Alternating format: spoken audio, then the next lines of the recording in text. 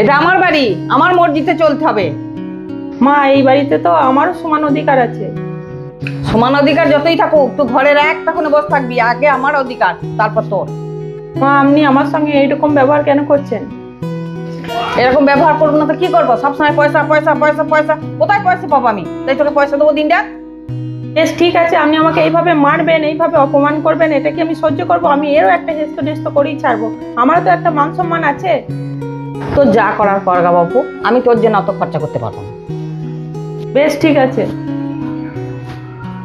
হ্যাঁ যা, তো যা যা, আর ভালো লাগে না, যা। আজকে তুমি যদি আমাকে পয়সা দিতে, তোমার মায়ের কাছে আমাকে এত কথা শুনতে হতো না, মারও খেতে হতো না। তোমাকে বলি আমাকে কিছু পয়সা দাও। কি হয়েছে কি? তোমাকে বলি না আমাকে কিছু হাত খরচার পয়সা দাও? তোমার জন্যই শুনতে হলো মায়ের কাছে আজকে অত কথা। বেশ, ঠিক আছে ঠিক আছে, দাও। না যাও, খরচা করো। দাও।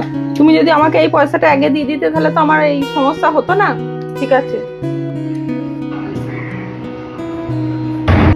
কয় রে, ব্যবস্থা হলো? এই তো মা, হয়ে গেছে।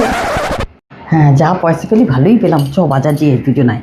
আবার কবে করতে হবে বলবেন, তাহলে আবার এরকম পয়সা পাবো। হ্যাঁ, এখন অনেকদিন বাজার হাট চলবে রে, তারপর শেষ হলে পর আবার আরম্ভ হবে আমাদের অভিনয়। চিন্তা করছিস কেন? বলবেন।